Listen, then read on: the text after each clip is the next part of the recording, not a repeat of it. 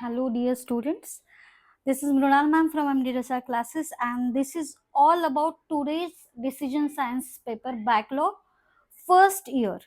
Okay, अभी जो मैं 2025 का डिसीजन साइंस का आज जो पेपर हुआ है उसका हम यहाँ पे एनालिसिस करेंगे एंड यहाँ पे देखेंगे कि कौन से क्वेश्चंस किस टाइप में थे एंड कौन सा आंसर करेक्ट था.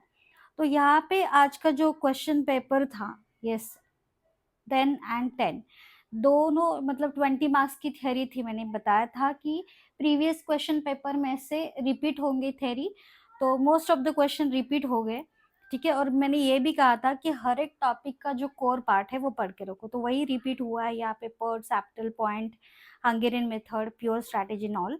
लेकिन थ्योरी में मैंने वैसे भी बताया कि आउट ऑफ 20 मार्क्स की अगर थ्योरी होती है और आप टेक्निकल लैंग्वेज में नहीं लिखते तो वहाँ पे हमें 5 to 6 मार्क्स मिलते हैं, उससे ज़्यादा हमें लिखते नहीं है. दो हम 3-4 पेजेस भी थ्योरी लिखे. ठीक है, अब क्वेश्चन नंबर न्यूमेरिकल देखो फर्स्ट जो था, और प्रीवियस ईयर की जो first time MBA first year को आया था तो वो बहुत ज़्यादा कॉम्प्लिकेटेड था कंपेरेटिवली. ये बैकलॉग का paper very first time easy निकाला है. ओके, तो ये जो फर्स्ट क्वेश्चन था ये था ऑप्टिमम असाइनमेंट, मतलब असाइनमेंट मॉडल पे था और इस मिनिमाइजेशन था, तो इसकी टोटल कॉस्ट आपको निकालनी थी. तो इसका आंसर क्या आ रहा है वो देखेंगे हम एंड में. मैंने उसका सॉल्यूशन भी यहाँ पे निकाला है, तो you can match your answers with mine और आपको अभी पता चल जाएगा कि आपके रिजल्ट्स क्या है और आगे का कैसे प्रिपरेशन करना है, वो भी आपको समझ में आ जाएगा. ठीक है, तो यहाँ पे उसके और में था ग्राफिकल मेथड. मैंने वीडियो बनाया था, कल परसों ही डाला था कि ग्राफिकल मेथड इस बार ज़्यादा चांसेस है पूछने के लिए, क्योंकि लास्ट सेमेस्टर में फॉर्मुलेशन था. ठीक है, तो इस बार जो क्वेश्चन पेपर मिला उसमें यहाँ पे आप लोगों को ग्राफिकल मेथड पूछा था. ग्राफ भी इजी था, लेकिन अभी ग्राफ का आंसर क्या आ गया है वो लास्ट में डिस्क्लोज करेंगे. क्वेश्चन नंबर 4 में था गेम थ्योरी.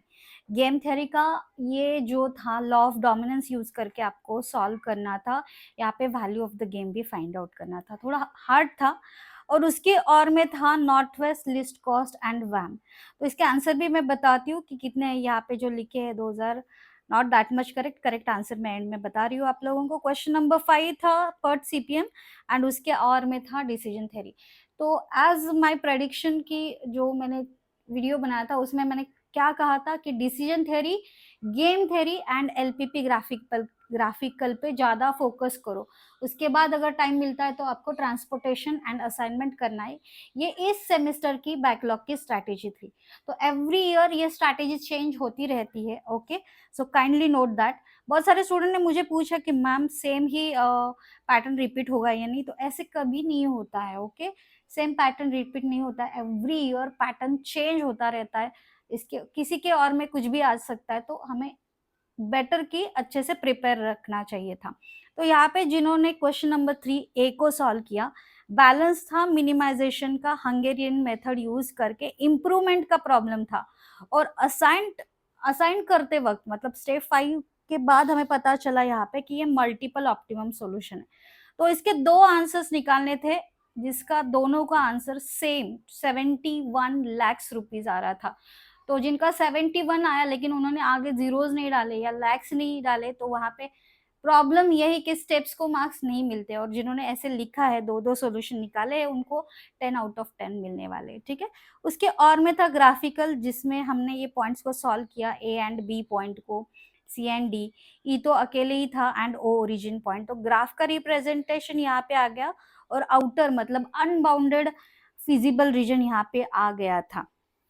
तो जिनकी ऐसी डायग्राम आगे करेक्ट है और वो जो फिजिबल रीजन उसके कोऑर्डिनेट्स यूज किए और z की वैल्यू जो मिनिमम एक्सपेक्टेड थी वो निकाली. तो जिनका आंसर 29 है उनको 10 आउट ऑफ 10 मार्क्स यहाँ पे मिलेंगे. क्वेश्चन नंबर 4 जो था यहाँ पे वैल्यू ऑफ द गेम था. सैडल पॉइंट नहीं आ रहा था, तो डोमिनेंस रूल से रिड्यूस करके करके आपको 4 वैल्यूज वहां पे मिल रही थी. और फिर आपको P जिनका P 2/5, 1 - P 3/5 एंड ऐसे आ रहा है. And value of the game अगर आपकी 13 आ रही है तो आपका आंसर यहाँ पे करेक्ट है. अब north west, least cost and VAM, देखो मैं स्टेप्स यहाँ पे नहीं दिखा रही हूँ क्योंकि स्टेप्स को मार्क्स नहीं, लेकिन आपका अगर आंसर नॉर्थ वेस्ट का 1290 है तो करेक्ट है, लिस्ट कॉस्ट का 960 है तो करेक्ट है, एंड वैम का 910 अगर आ गया तो करेक्ट है। आपको वहां पे 10 आउट ऑफ 10 मार्क्स डेफिनेटली मिल जाएंगे। सपोज एक कुछ गलत आ गया तो हार्डली 3 to 4 मार्क्स कट हो जाएंगे, लेकिन 5 मार्क्स तो आपको एटलीस्ट मिल जाएंगे। नेटवर्क डायग्राम कुछ इस तरह से यहाँ पे निकालना था, और ये जो था यहाँ पे ये डबल लाइन से उसको क्रिटिकल पाथ निकालना था। उसका आंसर 22 डेज जिनका आया है, ये ABEGI, ये क्रिटिकल पाथ जिनका आया उनका करेक्ट है। Earliest start time and finish time का भी कैलकुलेशन यहाँ पे करना था। तो ये ऐसे अगर आपकी वैल्यूज मैच हो रही है तो फिर टेंशन नहीं है, आपका आंसर 10 आउट ऑफ 10 है। एंड F चेंज करने के बाद भी क्रिटिकल पाथ अनचेंज्ड ही था। तो ये था क्वेश्चन नंबर 5A का आंसर। उसके और में था, यस इसके और में था डिसीजन थियरी का सम, जहाँ पे टेबल टर्न करना था। तो बहुत सारे स्टूडेंट ने मुझे पूछा कि मैडम टर्न नहीं बताया तो कैसे करना है। तो जहाँ पे जो डिसीजन लेना पड़ता है वहाँ पे टेबल टर्न करना पड़ता है, यही स्ट्रैटेजी है।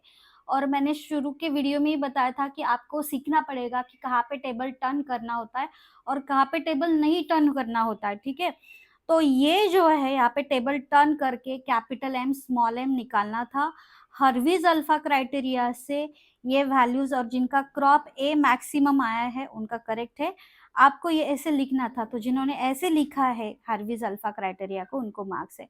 लाप्लेस में सिर्फ एवरेज निकालना था, तो फर्स्ट का ही एवरेज ज्यादा आ रहा है तो वही बेस्ट क्रॉप है, ये सजेशन यहाँ पे देना था। मिनिमैक्स रिग्रेट में रिग्रेट टेबल निकालना था। तो रिग्रेट टेबल कैसे निकालना था कि हर एक कॉलम में से जो हाईएस्ट वैल्यूज है उसमें से बाकी माइनस करके रिग्रेट टेबल यहाँ पे आ गया है। उसमें से मैक्सिमम वैल्यू एंड मैक्सिमम में से मिनिमम जो है वो मिनिमैक्स रिग्रेट। तो यहाँ पे crop A and crop C ऐसे दो आंसर निकल रहे थे।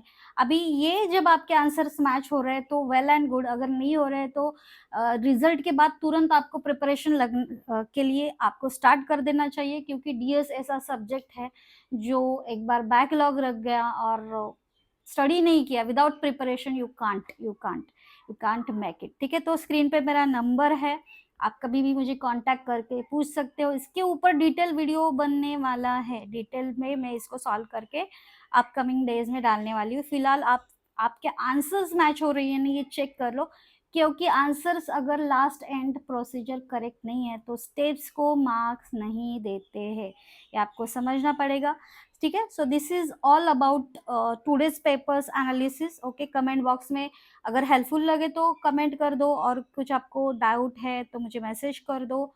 Okay, keep in touch. This is Mrinal ma'am from MD Rasa classes. Screen पे मेरा नंबर है, contact me in case. Thank you for watching. See you soon with the next video. Hope for the best results. Thank you for watching.